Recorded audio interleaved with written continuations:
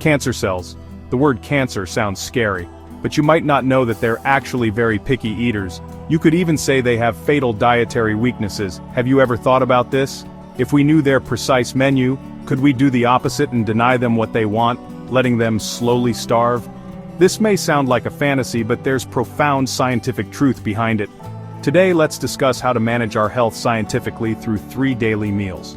Before getting into the topic, please click the subscribe button and enable notifications. There are 2 very different types of cells in our bodies. The first type is normal cells. They are like a very healthy gourmet. Like a hybrid car, they're flexible. They can burn glucose or fat.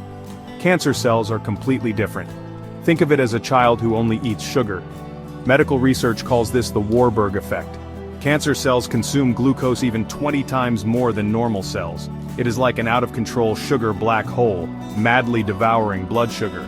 As for fat, cancer cells can hardly use it, like forcing diesel into an engine that only runs on gasoline. This dietary characteristic gives us an excellent strategic opportunity.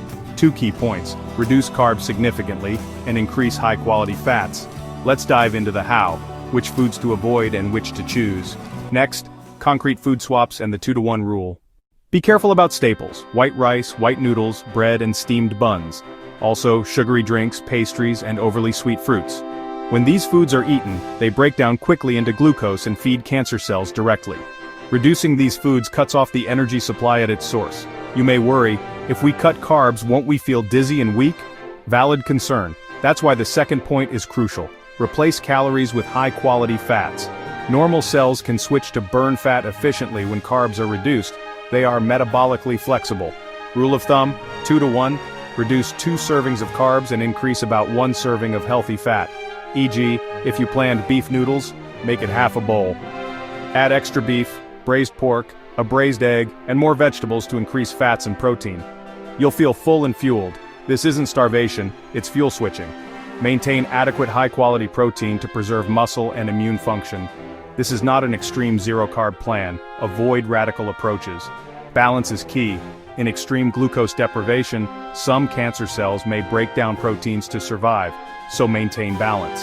Think long-term, not quick fix. The goal is an internal environment unfavorable to bad cells. Next, an invisible sweet killer: fructose. Many people think fruit sugar is harmless, but it's different. Fructose is metabolized differently. The liver is the only organ that processes it. Other cells can't use it efficiently. Excess fructose is rapidly turned into fat in the liver, a key driver of non-alcoholic fatty liver disease.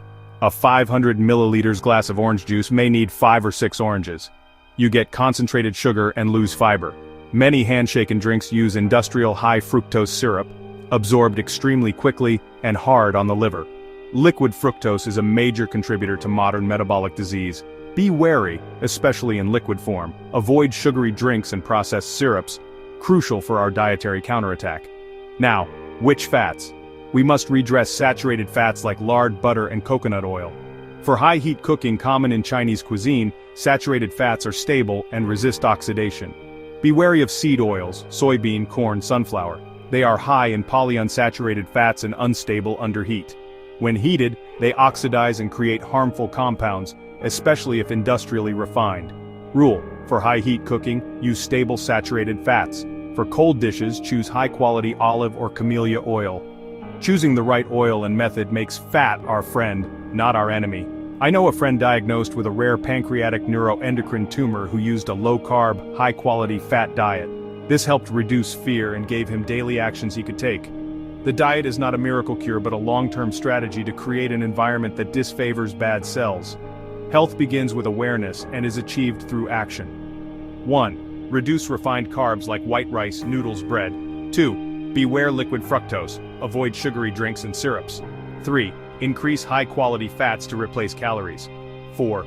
Use stable saturated fats, lard, butter, coconut, for high-heat cooking. 5. Use olive or camellia oil for cold dishes.